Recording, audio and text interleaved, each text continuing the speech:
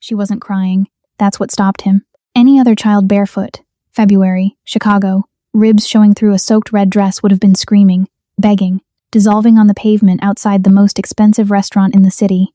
But this little girl just stood there, bare tucked under one arm, rain coming down, looking up at him like she already knew what the answer was going to be, and had decided to ask anyway, because this was the last door on the street. "Mister, do you know anyone who wants me?" Voice like she was trying not to cost him anything by using it. Ryu Taeyang had walked out of that building tonight having just decided 3 men would not see morning. He had a war to prevent, money moving across 4 countries, and 12 people waiting on a single word from him. He looked at the child.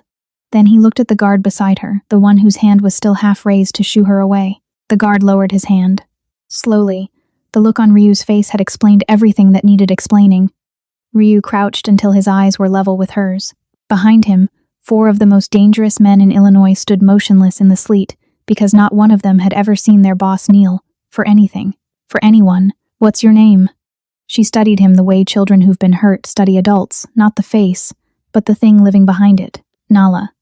Then, quieter, "Mama said if I ever got lost, find the man with the dragon tattoo.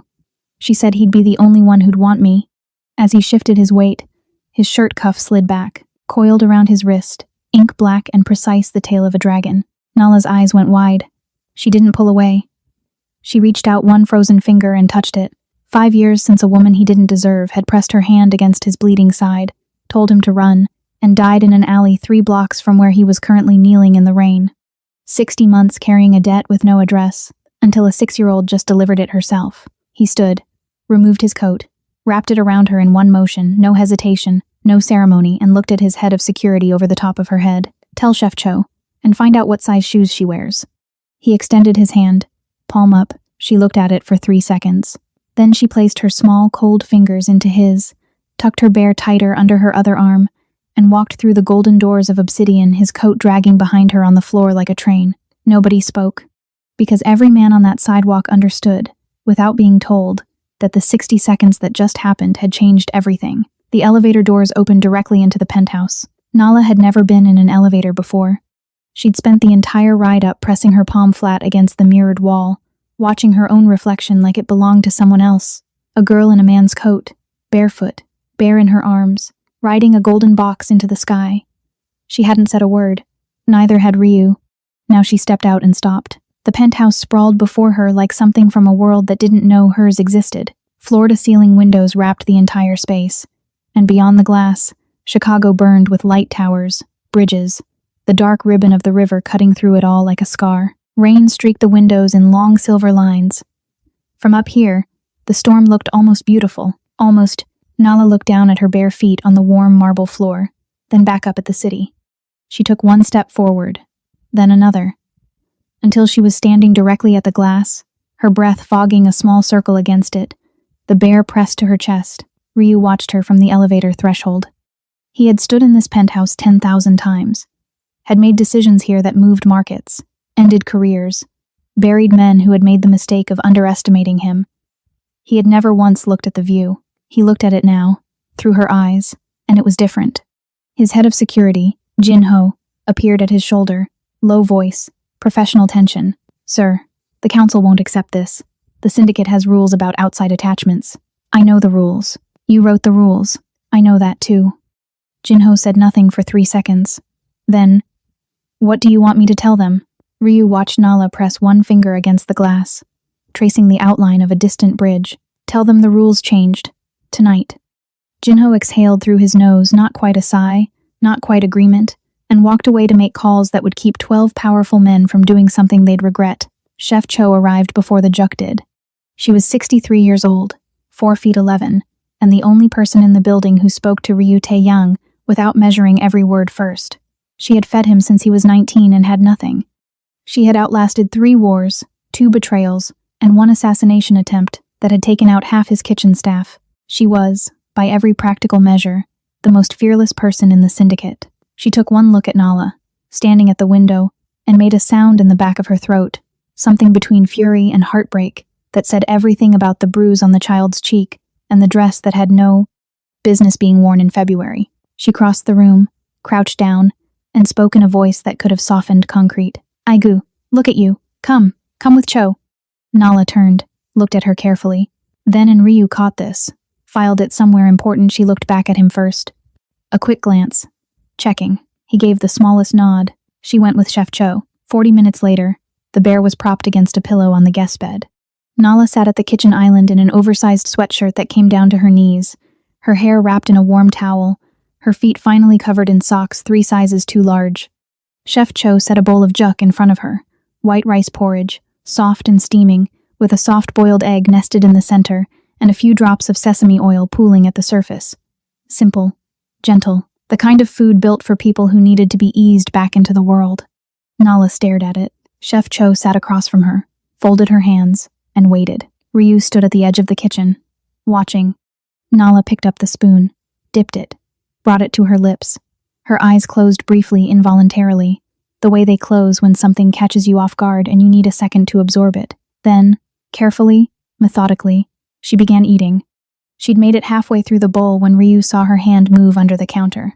Slow, deliberate, wrapping her fist around a piece of bread, not eating it, pocketing it, storing it for the version of tomorrow her body still believed was coming, the one where the food ran out and hunger was simply what the hours felt like. Ryu pulled out the stool across from her and sat down. She froze.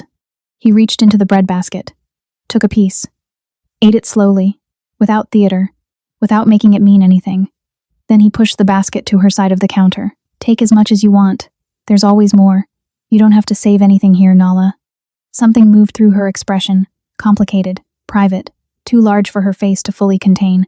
She didn't take the bread out of her pocket, but she stopped reaching for more to hide. He stayed at the counter until she finished every last drop, not hovering, just present, a steady thing in the room that didn't move or threaten or disappear. In the pocket of her borrowed sweatshirt, the bread stayed until morning. She didn't eat it.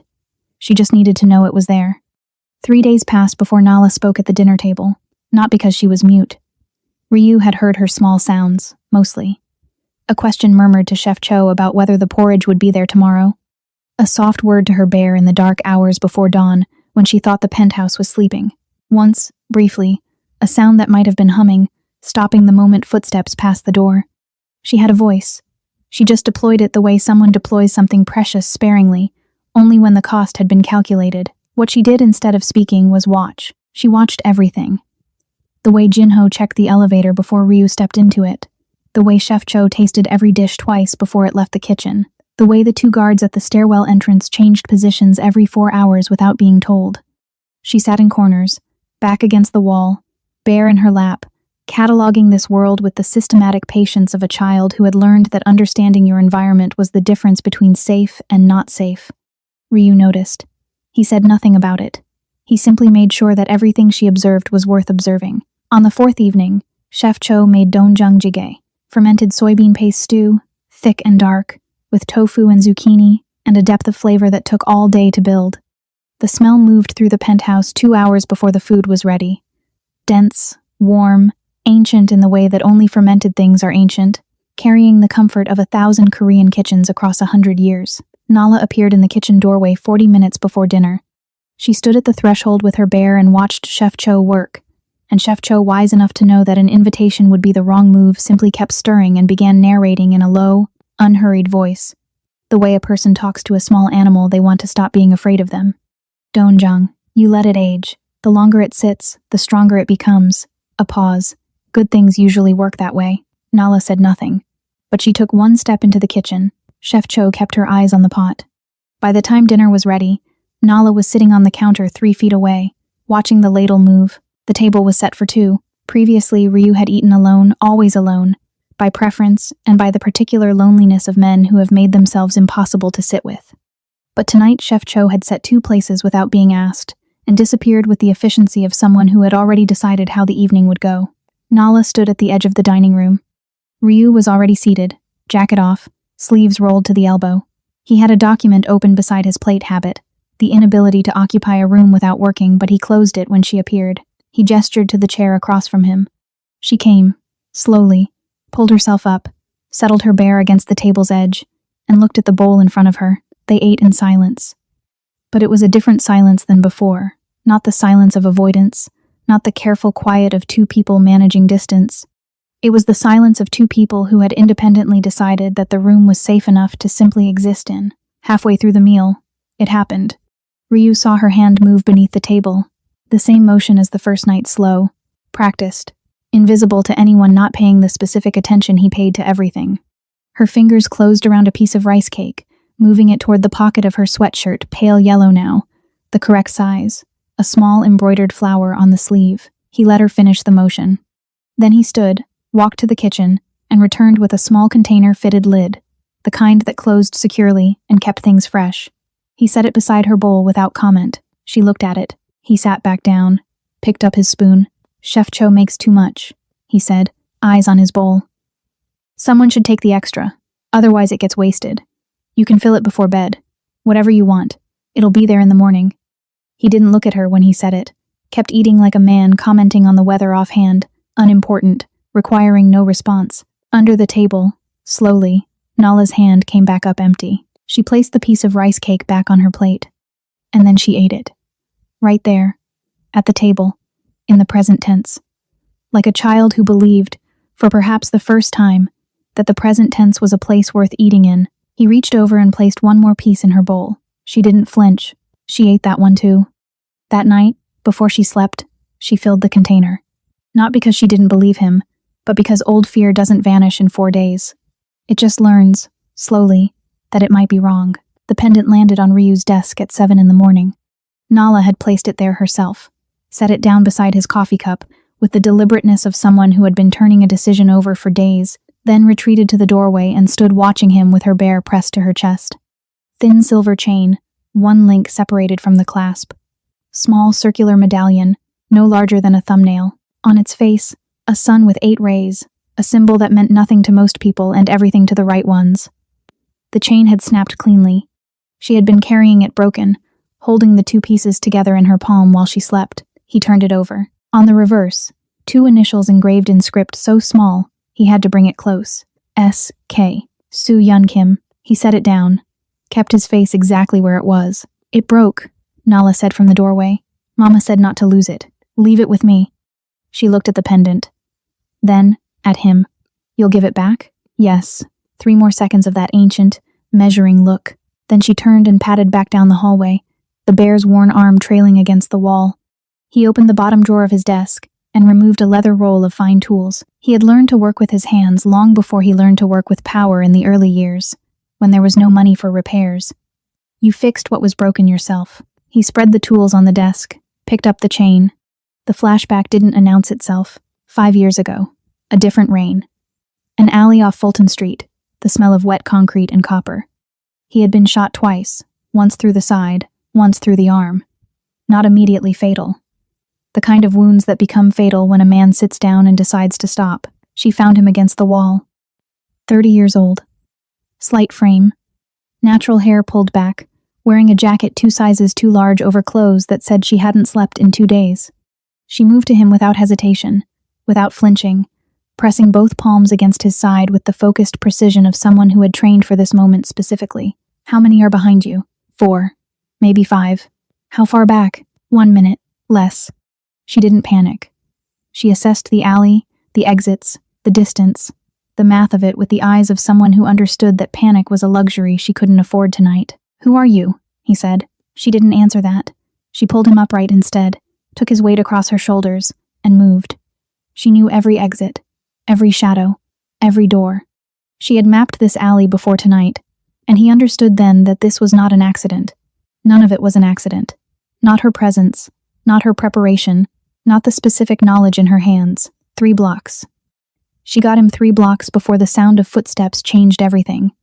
She stopped, looked at him with eyes that had already made a decision his didn't get a vote in. "Black door on the left. Knock 4 times. I'm not leaving you. You have a daughter to meet someday. Steady. Certain. You just don't know it yet." He hadn't understood that. He'd gone because she'd made it impossible to do anything else, had physically turned him toward the door with a firmness that left no room for argument. He heard the shot when he was halfway down the block. He didn't look back. She had told him not to. He had spent 5 years trying to justify that, and he had never once succeeded. The link clicked into place. He held the chain up in the morning light repaired, the clasp moving smoothly, the break invisible. He had made sure of that. He sat for a long time, Soo-yeon Kim had not been a bystander.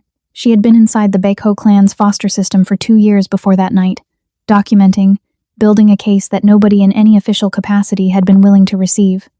She had saved him because he was the only person in the city powerful enough to do what the system would not protect one specific child when the time came. She had spent 2 years preparing for a night she hadn't survived. He picked up his phone. "Find everything on Marcus Vance," he told Jinho. "Start 5 years ago. Start with the alley on Fulton." Then he walked down the hallway to where Nala sat cross-legged on the kitchen floor, teaching her bear the names of things. He crouched beside her and held out his hand. She looked at the pendant hole, the chain restored, catching the morning light. Something moved through her face. Fast, private, there and gone. She took it with both hands and held it against her chest, eyes closed, exactly the way she held the bear. He stayed crouched beside her. "Your mother was the bravest person I ever met," he said quietly. "You have her eyes." Nala didn't open her eyes. But she leaned slightly, barely, just enough to be deliberate until her shoulder rested against his arm. He stayed exactly where he was. That afternoon, Jinho put a name to the man who had ordered the shooting. Marcus Vance. Foster father. Professional cleaner. The reason Soo-yeon Kim had been in that alley. The file could wait. Vance could wait. Ryu went to have lunch with his daughter. Some things were more important than revenge. For now, nobody warned Kang Jun-seo about the tea party. That was the part he would never forgive. Jinho had appeared in the doorway of the security room at 2:30, looked at Jun-seo with the expression of a man delivering a terminal diagnosis, and said, "Boss needs you in the East Wing. The child requires distraction." Jun-seo was 31 years old. He had broken 3 men's jaws in a single evening in Busan. He had once sat in a car trunk for 6 hours without making a sound because the mission required it. He had 17 tattoos, a scar through his left eyebrow from a knife fight he had won, and a reputation that made new recruits avoid direct eye contact. He looked at Jinho. "I'm in the middle of a perimeter review. The perimeter will survive." Jinho's face was immovable. "She asked for someone to play with. Everyone else volunteered you. Everyone else, unanimously." The East Wing sitting room had been transformed. Nala had been left alone for 40 minutes, with access to the decorative items on the low shelves, items that had previously included a crystal paperweight worth $11,000, a first-edition book behind glass, and 3 pieces of minimalist sculpture acquired through means Ryu preferred not to discuss. The crystal paperweight was now a centerpiece. The sculptures had become chairs for guests. 4 guests, specifically her bear at the head, 3 throw pillows arranged on either side, each one facing a small ceramic saucer that Nala had sourced from the kitchen. Each saucer held approximately 2 centimeters of barley tea, poured with evident precision. Nala herself sat cross-legged at the foot of the arrangement, holding her own saucer in both hands with the gravity of someone presiding over something important. She looked up when Jun-seo appeared. "You're late," she said. He opened his mouth, closed it. "Sit down." She pointed to the floor across from her. "That's your seat." There was no chair. There was a throw pillow with a tassel, positioned with intention on the hardwood floor, with a saucer of barley tea already waiting. Jun-seo looked at the pillow, at the saucer, at the child regarding him with absolute authority. He sat down. His knees came up almost to his shoulders. He was built like a man who had never once been designed for floors. He reached forward and picked up the saucer with 2 fingers, the delicate ceramic nearly invisible in his tattooed hand. Nala nodded with satisfaction. "You have to say hello to everyone first. That's the rule." He looked at the bear, at the pillows, a long pause. "Hello," he said, "to the bear, flatly. His name is Button. And those are Mochi, Cloud, and Sue." She pointed to each pillow. "Sue doesn't talk much. She's shy." "Right. You can tell her she looks nice. It helps." Jun-seo looked at the pillow named Sue. "You look nice," he said, with the exact tone of a man diffusing something. Nala seemed satisfied. She lifted her saucer and drank, watching him over the rim. "Do you work for the man with the dragon?" "Yes. Do you have a dragon too?" He pushed up his sleeve. The tattoo there was a tiger full back piece wrapping around his ribs and surfacing on his forearm, the head emerging just below his elbow, mid-roar, rendered in black and gray with precision that had taken 40 hours. Nala leaned forward, studied it. "Is it angry?" "Fierce," he said. "Different thing." She considered this distinction with the seriousness it deserved. "Button is fierce too. He just doesn't look it." "Best kind," Jun-seo said. Something shifted in her expression, small, tentative, the way light moves at the very beginning of morning before it commits to being day. The corners of her mouth moved, not a full smile, the architecture of one, being tested for the first time, checking whether the structure would hold. It held. For 3 seconds, Nala smiled bright, unguarded, entirely childlike. The bruise on her cheek, doing nothing to diminish it, and somehow making it more devastating for anyone unfortunate enough to witness it. And then it folded back into her usual composure, as quickly as it had arrived. But it had happened. Ryu saw it from the hallway. He had come to check his body, did this now without consulting him. He'd stopped in the doorway and found his most feared lieutenant sitting cross-legged on a throw pillow, knees at his ears, holding a saucer in 2 fingers, having a conversation with a pillow named Sue, and Nala smiling. He stood there for a moment, didn't announce himself, then he walked back to his office and looked at the city through the glass for a long time. The war, the file, the name Marcus Vance, all of it sat on his desk exactly where he'd left it. He didn't touch any of it. Junseo never told anyone about the tea party. But 3 days later, Button appeared in the security room with a small note tucked under his arm, in uneven 6-year-old handwriting. "Thank you for coming." Junseo put the note in his jacket pocket. He kept it there for the rest of the story. It started at 2 a.m., not with a scream. With silence, the pressurized kind that fills a space where sound should be, the kind that wakes people who have trained themselves to notice the wrong type of quiet. Ryu was at his desk reviewing the Vance file when it happened. He heard it through the wall, not a scream, but the sound smaller than a scream and worse. The sound a child makes when they've learned that screaming doesn't bring anyone, so they stop screaming and make this sound instead. Low, rhythmic, barely above breathing, like a person trying to survive something entirely alone, because alone is all they've ever known. He was in the hallway before he'd decided to move. The guest room door was open 3 inches. He pushed it gently. Nala was in the bed tucked in as Chef Cho left her each night, but her body was rigid. Knees pulled to her chest. Eyes squeezed shut against something happening entirely inside her head. The bear was clutched so tightly her knuckles had gone pale. The food container sat on the nightstand, full. Ryu stood in the doorway. He had handled everything in his life with one of 2 tools, money or force. Every problem had yielded to one or the other. He was looking at a problem that neither could touch, and the specific helplessness of that was unlike anything he'd encountered in 20 years of being a man who was never helpless. He crossed the room, sat on the edge of the bed, not close enough to startle her, just present a steady thing in the dark that said you are not alone in this without requiring her to respond. 30 seconds passed. 40. The sound changed pitch. Her breathing shifted, still trapped, but something had registered him. The way a drowning person registers an extended hand before they can reach it. Then, without planning it from somewhere so deep and unused he hadn't known it still existed, a song surfaced. His mother had sung it to him in a small apartment in Incheon when he was 4 years old, and the neighborhood outside was loud with a different kind of violence. A lullaby. Simple, barely 8 lines. The kind of melody that carried more in its shape than its words. He hadn't thought of it in over 20 years. It belonged to a version of himself he'd deliberately buried when he built Ryu Taeyang out of harder materials. But it was there. Every note, every word. He sang it quietly. Not well, he had no illusions about his voice. But low and steady and true in the way only things from the right place are true. Jari jari jajang jari, solal darim sode. Nala's breathing changed. The rigid line of her shoulders softened by degrees. Her knees descended from her chest. Her grip on the bear loosened, not released, but loosened, the difference between bracing and simply holding. By the second time through, her breathing had found a different rhythm, slower, deeper, the rhythm of someone descending back through layers toward actual rest. By the third, her eyes opened, not the panicked open of the nightmare. The slow, heavy-lidded open of a child surfacing from deep water, finding the room, finding him sitting at the edge of the bed in the dark, still present, not having moved or left or turned away. She looked at him for a long moment. He finished the verse, let the last note settle. Silence. Then, in a voice made small by sleep, and something that had no name yet, but was in the process of finding one, she said one word, Appa, Father. Not a question, not tentative. The way children say the words that matter most simply, directly, as a fact the world needed to be notified of. Ryu sat completely still. The word moved through him like the shot that had nearly killed him 5 years ago. Sudden, total, reorganizing everything it passed through. He had built an entire life on the principle that attachment was structural weakness.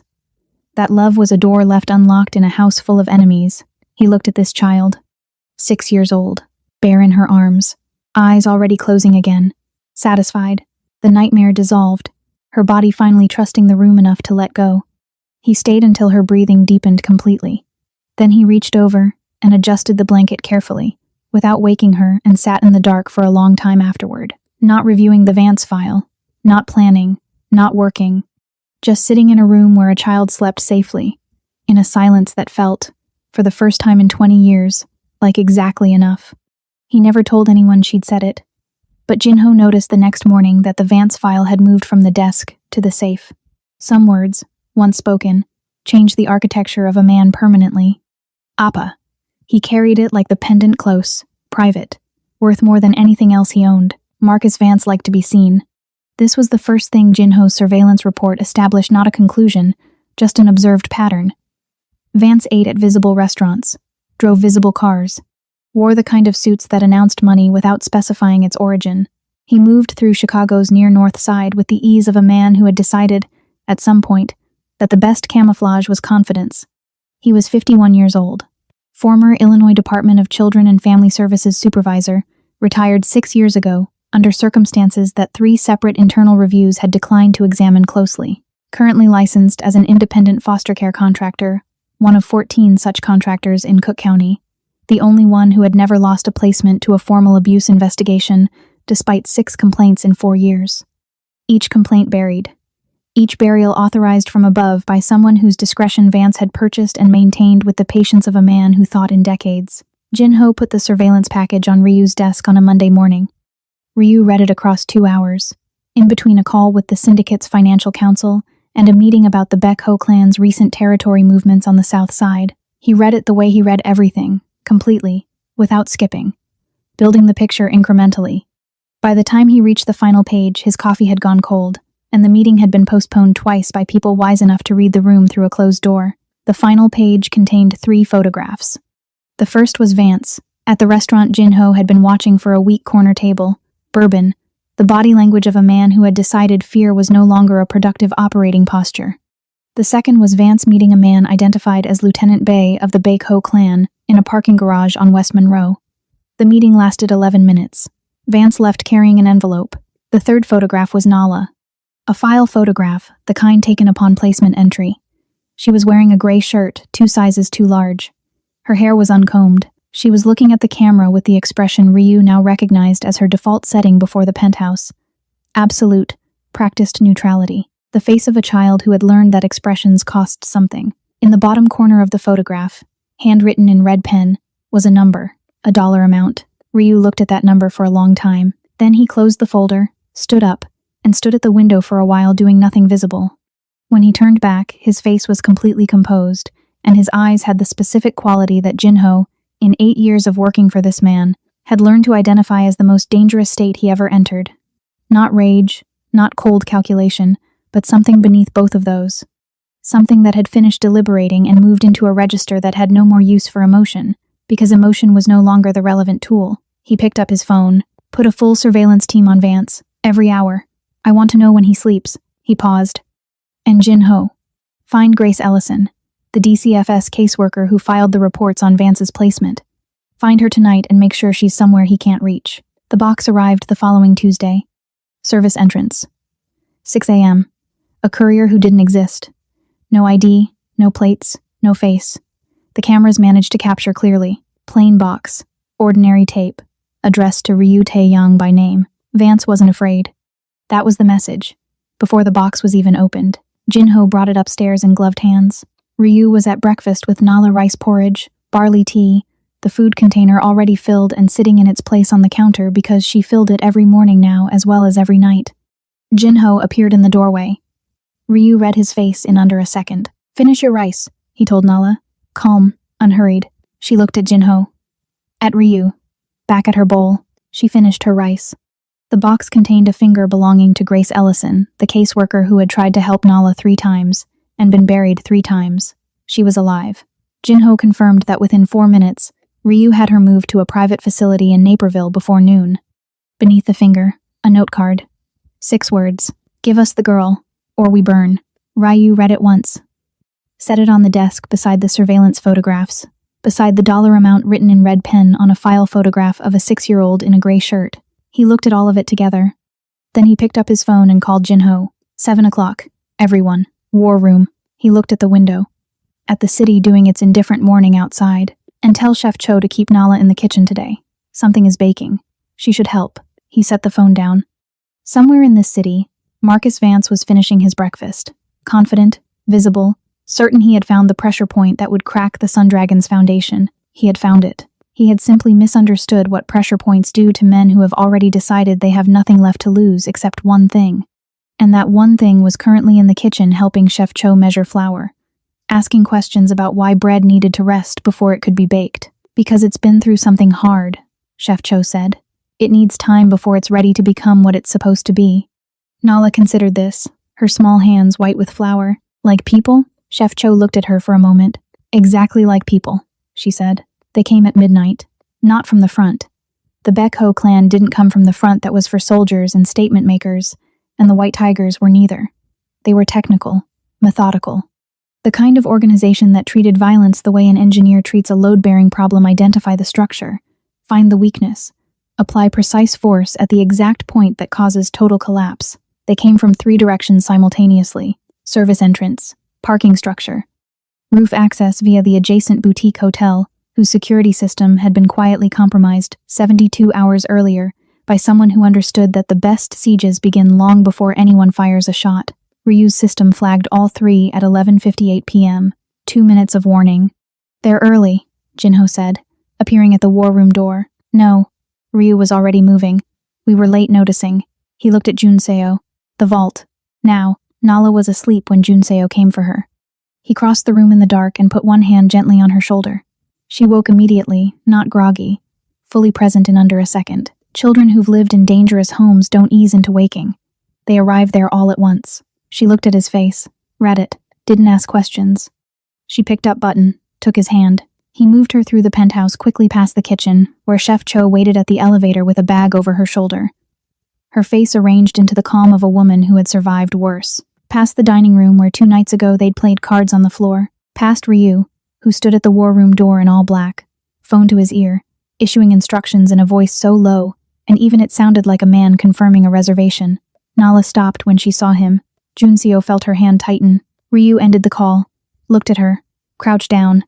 She was reading his face, looking not at the surface, but at the thing behind it, the way she always did, searching for what she needed to prepare for. He held her gaze and kept his face honest.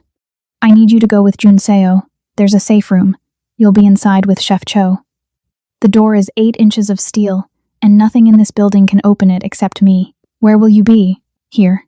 Why? Because this is my house, he said, and nobody takes what's mine.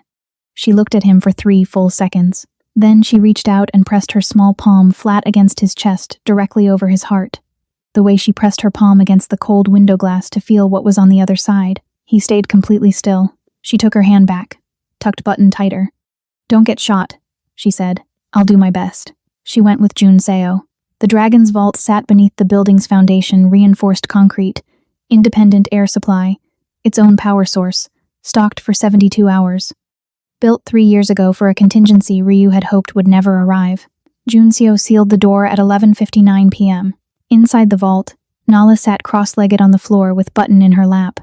She could hear nothing through 8 inches of steel, no footsteps, no voices, no way to know what was happening in the building above her. She looked at the sealed door. Then at Junseo. He said only he can open it, she said. That's right. So we wait until he opens it. Yes, she nodded, looked back at the door. Okay, she said. And she held Button and she waited, with the particular steadiness of a child who had learned to survive uncertainty by choosing, very deliberately, what to believe. She chose to believe the door would open. She chose to believe who would be on the other side of it. At midnight, the building came alive. The Baekho clan sent 19 men. Ryu's team numbered 11, a number that looked unfavorable until you understood the geometry. Defenders always own the terrain, and Ryu had designed Obsidian's defensive architecture personally, the way a chess player designs a board they intend to play on for the rest of their life. Every corridor had a purpose. Every door had a function. Every shadow had been accounted for. The service entrance team met resistance at the second door, a reinforced barrier that bought 4 minutes, which was enough. The parking structure team met Junseo's second unit waiting in the dark, having been there for 40 minutes. 4 of the Baekho men assessed the situation correctly and decided the parking structure was no longer worth the cost of entry. The roof team was the real problem. 6 men, properly equipped, moving down from the adjacent hotel with the efficiency of people who had done this before. They breached the rooftop access at 12:04 and descended into the building's upper service corridor. The corridor was narrow, single file, designed, when Ryu built it, for exactly this contingency, a space where numbers stopped mattering and only skill remained. Ryu was at the end of it when they came through. What happened in that corridor took 4 minutes and left no ambiguity about the outcome. It was close and fast, and ugly in the way that close fighting always is. Nothing cinematic, nothing composed. The brutal arithmetic of men in a confined space where precision is the only currency that spends. Ryu Tae-young had not remained at the top of Chicago's underworld for 12 years by delegating everything. By 12:47 a.m., the building was clear. 7 Baekho men detained. Remainder fled. No casualties on their side beyond injuries that would heal. The kitchen's exterior window was gone. 2 decorative panels in Obsidian's entrance had been destroyed. Ryu stood in the main corridor and looked at the damage. Then he went to the vault. 4. Knocks the code. The locks disengaged. The door swung open. Chef Cho sat against the far wall with a cup of tea she had somehow produced from the emergency supplies, her composure entirely intact, her expression suggesting she found the whole enterprise mildly irritating. Nala was cross-legged on the floor beside her, button in her lap, food container in her hands. She had found it in the emergency bag and been holding it the entire time. She looked up when the door opened, found his face, ran her eyes over him, quickly checking, cataloging, and found what she was looking for. Standing, whole, she set the container down, stood up, crossed the vault in 6 steps, and put both arms around his waist, her face pressed against him, button crushed between them. He put one hand on the back of her head. Neither of them said anything. Outside, the Baekho clan was regrouping. Jinho was already making calls. The war was not finished. It had barely started. But in this moment, in a reinforced room beneath a damaged building, Ryu Tae-young held his daughter and understood with complete clarity what he was willing to burn the entire world down to protect. Everything else could wait. Inside the vault, before the door had opened, Nala had done one thing. She had taken the food container from the emergency bag, checked that it was full, and held it in her lap for the entire duration. Not eating from it, just holding it. The same way she held Button, the same way she held the pendant, the same way, Ryu would understand later, that she had learned to hold the things that meant she would be okay. She collected them, she held them close, and she waited for the door to open. Marcus Vance was found on a Thursday, not hiding. At a restaurant in River North, corner table, steak and bourbon, dressed in the way of men who consider themselves untouchable. No visible bodyguards, no obvious exit strategy. The confidence of a man who believed he was still the most dangerous thing in the room. He was wrong about that. Jinho had eyes on him by noon. By 2 o'clock, Ryu knew the table number, the vehicle outside, and the 3 Baekho men across the street, doing a poor job of looking like they weren't positioned across the street. At 9 p.m., Vance arrived at the warehouse in Pilsen. He was unhurt. Ryu had been specific about that he needed Vance functional, which required Vance intact. When the hood came off, Vance blinked against the single overhead light and took inventory with professional eyes.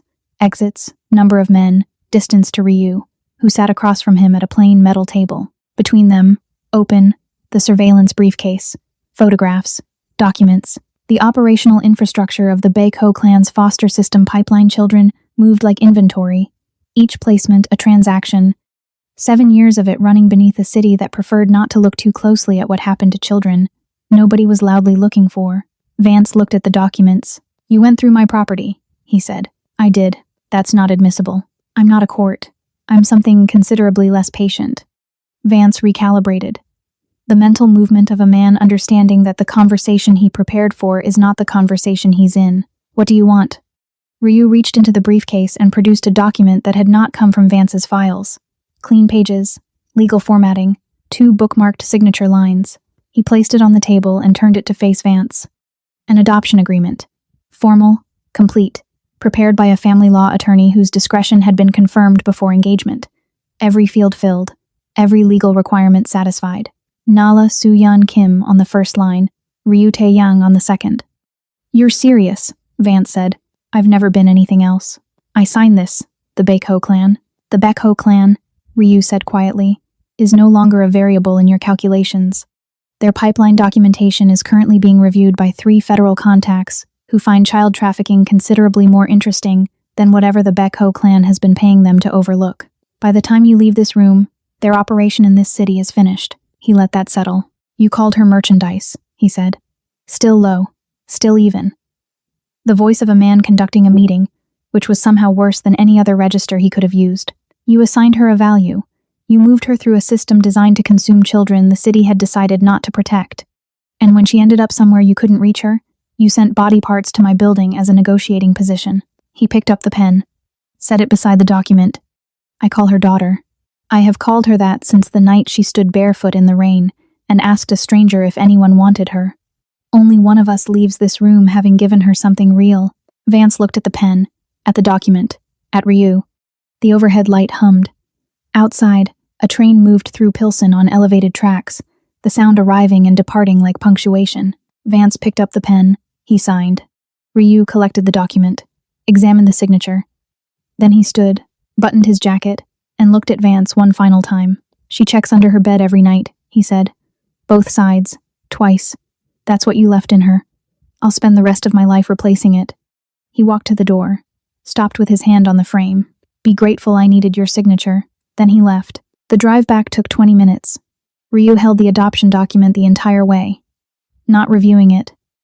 Not thinking about next steps. Just holding it. A piece of paper that said, in the formal language of the law, what had been true in every way that mattered, since a 6-year-old put her frozen fingers into his hand outside a golden door. She was his. She had always been going to be his.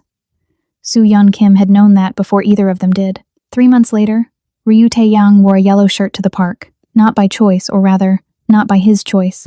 Nala had found it in the back of his closet 3 weeks ago, still in its packaging, held it up with both hands, examined it with the seriousness she brought to all important decisions, and looked at him. This one.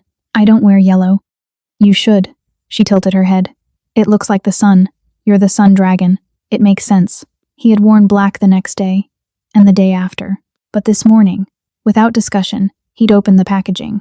Lincoln Park was loud, with March not warm, but relenting. The particular grudging quality of a city that had been winter for 5 months and was finally, irritably, agreeing to reconsider. The sky was pale bright blue.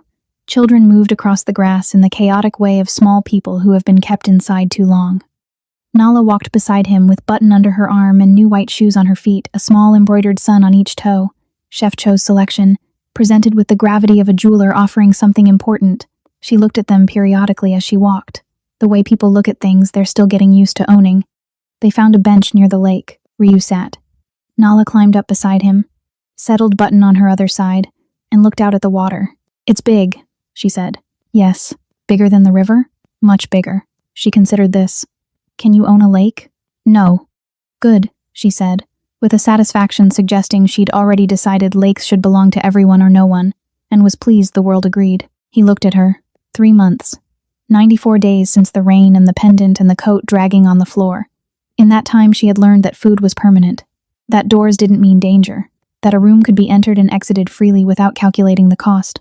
She still checked under the bed both sides, twice. She still filled the container before she slept, and now before she left the penthouse too, and sometimes in the middle of the afternoon, for no specific reason except that having it full made the hours feel more navigable. But she also hummed now. Openly, without stopping when footsteps passed. She had taught Junseo 2 card games. She asked questions constantly about the lake, about Korea, about whether buildings felt lonely when they were empty, about whether Button experienced things when she wasn't holding him.